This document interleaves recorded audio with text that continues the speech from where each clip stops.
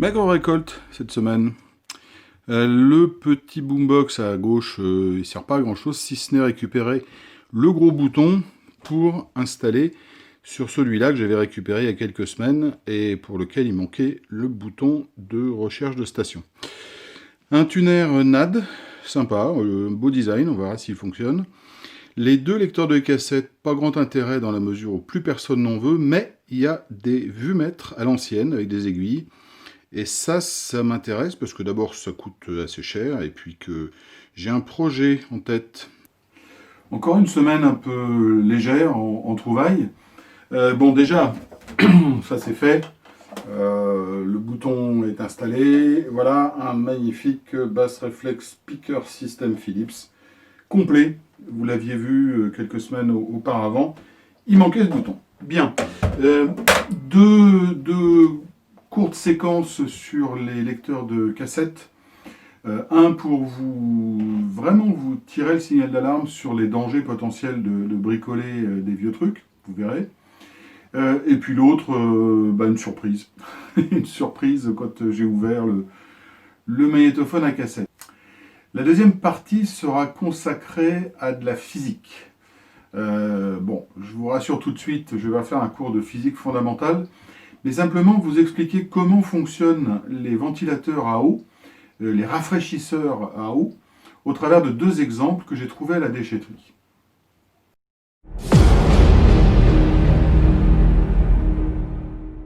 Bon, ça c'est le lecteur de cassette TEAC. J'avais pas prévu d'en parler beaucoup, mais quand même, il y a un cas intéressant. Bon, déjà, classiquement, sur le mécanisme, les courroies sont grillées, cuites, mortes. Bon, ça se retrouve. Il y a un petit fournisseur à Nîmes qui refait toutes les courroies, c'est très sympa. Non, je vous ai parlé de ça parce qu'en fait, c'est bien de bricoler avec des vieux trucs, mais on risque d'oublier que ça peut être dangereux. Alors là, en l'occurrence, je ne saurais trop rappeler que quand on branche un truc qu'on ne connaît pas, il est utile d'utiliser des lunettes de sécurité. Pourquoi? Eh bien, tout simplement parce que quelquefois, ça explose, et c'est ce qui s'est passé avec celui-là, dans la mesure où, de manière assez classique, il y a un petit condensateur d'antiparasitage qui a fumé. Enfin, quand je dis fumé, je voyais plus rien dans mon atelier. Ça sent mauvais et ça risque de foutre le feu. Donc, comme ça explose, littéralement, il est toujours préférable d'avoir une protection pour les yeux. Voilà, c'est ce que je voulais vous rappeler. Bon, si on veut aussi, mais c'est ce que j'ai dans mon atelier, on a un extincteur au cas où. C'est très facile d'arrêter un début d'incendie, c'est plus compliqué quand la moitié de la maison est en flammes. Voilà, bon, quant au lecteur de cassette, j'hésite. 17 € les courroies, ou récupérer les vumètres. Je pense que je vais récupérer les vumètres dans la mesure où il n'y a aucun client et personne n'est intéressé par les lecteurs de cassette.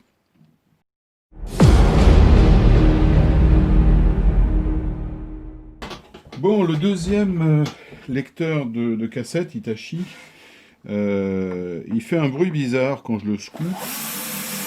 Donc je vais quand même jeter un coup d'œil avant de récupérer les vumètres. Bien évidemment, l'amateur de fils électriques fous était déjà passé, donc il n'y a plus de cordon d'alimentation. Voilà. Alors, qu'est-ce qu'il y a là-dedans? D'accord. Ouais, effectivement.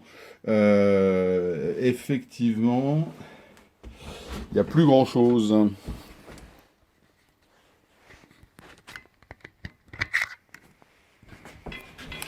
Il n'y a plus grand-chose, et visiblement, il n'y a pas que l'amateur de fil fou qui est passé, il y a aussi un réparateur. Ah oui, d'accord, c'est quelqu'un qui aussi s'était rendu compte qu'il manquait les courroies, qui a commencé à démonter le truc et qui finalement a abandonné. Ah, un truc intéressant aussi, que je parlais juste avant de la sécurité électrique. Je voudrais vous montrer ça. parce que là, on a eu affaire à un artiste qui, qui a carrément remplacé les fusibles qui ne devaient pas en avoir. Hein. Donc on est sur du 150 mA et du 200 mA par du papier aluminium. Donc pour le coup, le papier aluminium, il est conducteur, mais par contre, il ne va pas protéger du tout, du tout, du tout. Donc ça, ne faites pas. C'est le meilleur moyen pour utiliser votre assurance incendie.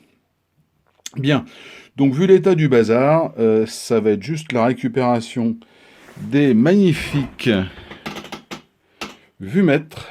Voilà, ça me fait kiffer.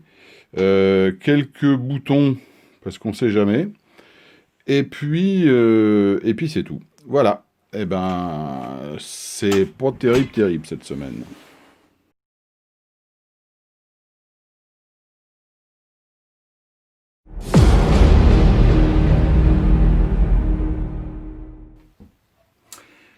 Un ventilateur rafraîchisseur, comment ça marche? Bah, déjà, le principe d'un ventilateur, c'est un truc, bon, comme ça, avec en général une hélice. Vous savez, c'est les gros ventilateurs que vous avez chez vous. C'est le principe des hélices d'avion, d'ailleurs. Hein. C'est une forme particulière qui fait que quand ça tourne, ça déplace de l'air. Donc ça, c'est le ventilateur. Mais un ventilateur, ça fait de l'air, mais ça ne fait pas de froid. Alors, comment ces rafraîchisseurs à eau fonctionnent? Pour bien comprendre, il faut déjà comprendre un des phénomènes particuliers, qui est le rôle de l'eau quand il s'évapore. C'est là où je vais faire un tout petit cours de physique. L'eau, principalement, existe en 3 états. L'état solide, c'est le glaçon que vous mettez dans votre apéritif. L'état liquide, c'est ce que vous buvez ou ce que vous utilisez tous les jours. Et l'état vapeur, c'est ce qui se passe quand vous faites bouillir de l'eau pour cuire vos pâtes.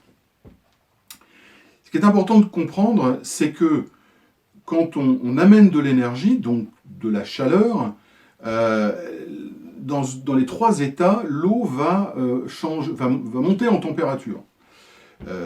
Sauf à un moment, c'est quand elle change d'état. C'est-à-dire que quand un glaçon devient de l'eau, il va passer de -5, -10, -1, passer à 0, qui est la température normale à laquelle la glace fond. Et tant que la glace va exister et qu'elle ne sera pas totalement fondue, le glaçon va rester à 0 degré. Toute l'énergie qui sera apportée sera utilisée pour transformer la glace en eau. L'eau, ensuite, si on continue de la chauffer, va monter en température de la même manière. Jusqu'à en gros 100 degrés. C'est pas tout à fait vrai, ça dépend de l'altitude. On va pas aller trop loin. Ici, on habite un peu en altitude, pas très haut, ce qui fait que l'eau va bouillir à peu près à 97-98 degrés. Et pendant le passage de l'eau chaude à la vapeur, l'eau va rester à la même température jusqu'à ce qu'il n'y en ait plus. Donc ça, c'est important. Ça dépend de tous les corps. Tous les corps n'absorbent pas la même quantité d'énergie. C'est d'ailleurs le même principe que l'on retrouve dans votre réfrigérateur. La première loi fondamentale de la thermodynamique, PV égale nRT, et le principe de base sur lequel fonctionnent les réfrigérateurs et les pompes à chaleur, parce que finalement une pompe à chaleur, c'est jamais qu'un frigo à l'envers. Voilà ce qui se passe. On a de la glace, on a de l'eau, on a de la vapeur. À chaque transformation, il y a de l'absorption d'énergie de manière importante, sans élévation de température.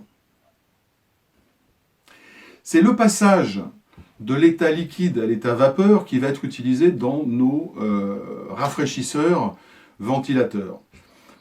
Quand vous êtes en extérieur en été, vous allez transpirer.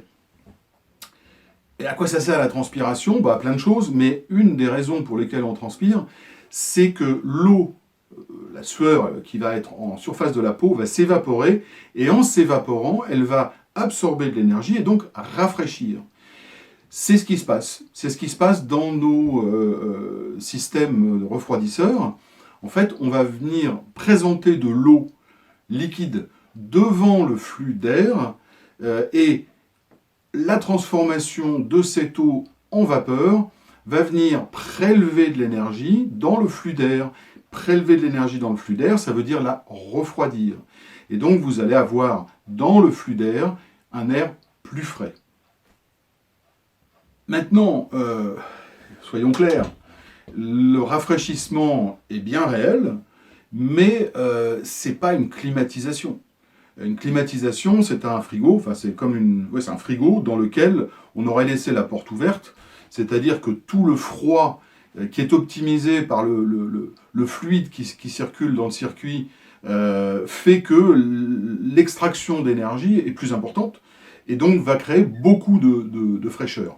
Là, on va gagner quelques degrés, mais pas grand-chose. Et surtout, ce qu'il faut comprendre aussi, c'est que dans l'air qui est évacué par le ventilateur, il va y avoir de la vapeur d'eau. Donc, cette vapeur d'eau, quand elle va arriver sur un objet quelconque, elle va se condenser, c'est-à-dire qu'elle va repasser de l'état vapeur à l'état liquide, et donc vous allez risquer d'avoir de la flotte un peu partout. Bon, il faudra vraiment qu'il y ait un gros débit, mais sachez que l'utilisation de ce genre de ventilateur ne peut exister que si vous n'avez pas de risque d'humidité derrière le flux d'air. Le premier exemple, c'est ce ventilateur de marque Domer, récupéré à la déchetterie, bien sûr, qui est sur roulette. Donc là, on a des réglages de vitesse de ventilation, d'orientation des palettes, et surtout, ce qui est intéressant, donc c'est le réservoir d'eau. Alors, comment ça marche? Eh bien, déjà, il faut mettre de l'eau. Donc, je ne vais pas mettre d'eau, mais... Et au fond, ce qu'on voit, c'est qu'il y a une petite pompe. Et qu'est-ce qu'elle va faire, cette petite pompe? Eh bien, la petite pompe, elle va venir rehausser l'eau dans un petit réservoir qui est là. Voilà. L'arrivée de l'eau est ici. Et en fait, une fois que le réservoir est rempli, ça va couler le long de cette espèce de serpentin cartonné qui va humidifier le serpentin, et l'air va rentrer par là, évaporer l'eau qui est dans ce serpentin, et sortir par l'avant de l'air frais. Le trop-plein redescend dans le réservoir, la pompe remonte l'eau, et ainsi de suite. Donc c'est un circuit fermé qui va constamment avoir de l'eau à évaporer et donc produire de l'air frais. C'est comme ça que ça marche. Le deuxième exemple, également trouvé à la déchetterie, est ce magnifique climatiseur Arctic Air. Je dis climatiseur parce que c'est un appareil qui est vendu en téléachat et qui est vendu comme climatiseur. Juste pour vous donner une idée, ça c'est un cutter. Vous voyez un peu la taille du bazar. C'est sûr qu'avec ça, on ne va pas climatiser une pièce de 50 mètres carrés. Mais le fait est que ça fonctionne en ce sens que ça fait de l'air frais. Moi, je l'utilise dans mon atelier en été et c'est pas si mal que ça. Le principe est fondamentalement le même que pour le précédent, mais légèrement différent. Je m'explique. Le réservoir d'eau est en haut, est situé en haut. Et par contre, il n'y a pas de pompe. Donc, en fait, ce n'est pas un circuit fermé. Et ça ne coule pas. C'est-à-dire qu'on voit bien que l'eau reste là. Donc, comment ça fonctionne? Eh bien, ça fonctionne selon un principe de nébulisation piezo. La petite vidéo qui suit vous démontre ce que c'est que le phénomène piezo. Un nébulisateur piezo, comment ça marche? Eh bien, en fait, c'est composé de deux parties. Une première partie qui est cette pastille métallique percée d'une multitude de tout petits trous et qui va venir vibrer à très haute fréquence, aux alentours de 30 kHz, c'est-à-dire 30 000 vibrations par seconde, et d'une deuxième partie qui est cet oscillateur qui va envoyer les impulsions à la pastille. Donc, tout ça c'est connecté, on va démarrer l'oscillateur, et si je viens présenter la pastille sur l'eau, ah génial, ça fait une nébulisation. Donc en fait c'est comme ça que fonctionne notre Arctic machin là, en envoyant cette fumée d'eau dans le flux d'air. Maintenant que vous avez vu comment on fait non pas de la vapeur, mais de la nébulisation, c'est-à-dire des micro-gouttelettes d'eau, on a appliqué ce principe à ce rafraîchisseur. Ça tombe bien d'ailleurs parce que le flux d'air, vous avez vu la taille, il est quand même nettement plus petit que le précédent, donc le flux d'air n'est pas suffisant pour évaporer des gouttes, mais par contre largement suffisant pour évaporer des gouttelettes. Et le résultat, c'est que ça fait du frais. Bon, pas du froid, mais du frais.